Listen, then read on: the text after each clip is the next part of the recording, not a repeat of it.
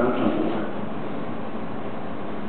pèrdua, dessecat el petit llac, encerclat el bosquet contigu amb una tanca, enderrocat el petit quiosc de begudes que era com un perforat dins una cola excavada en un marge, deteriorat el nostre minúscul xalet a còpia d'anys, esborrat el caminet que ens permetia fer de ser entre els pins cap a l'estació, desapareguda la vella masia amb l'era rodona que servia de pista de ball a l'estiu, sota fanalets de paper, perduts dins el record arraucat de les granotes que vivien al petit llac i la presència inquietant del disminuït psíquic que rondava per aquells indrets amb les seves abarques de goma, absent des de fa anys el professor alemany que diria de tocar un zo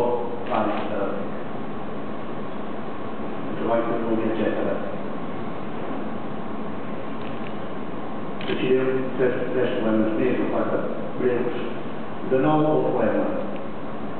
El poema no conta ni compta. Sovint canta des de la timidesa. De vegades esclata en un plany necessari.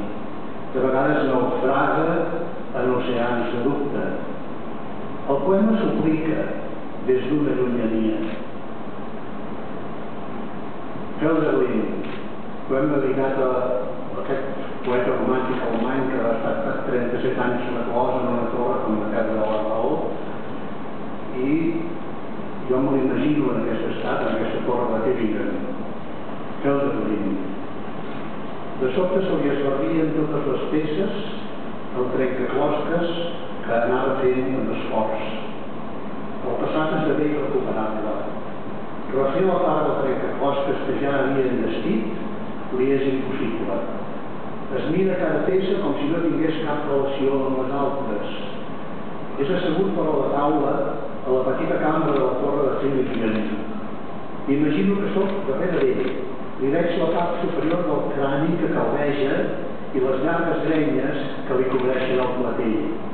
I tinc la sensació que no estic sol, contemplant per damunt de la seva espatlla el seu joc amb les diverses peces d'un puzzle que mai no serà acabat.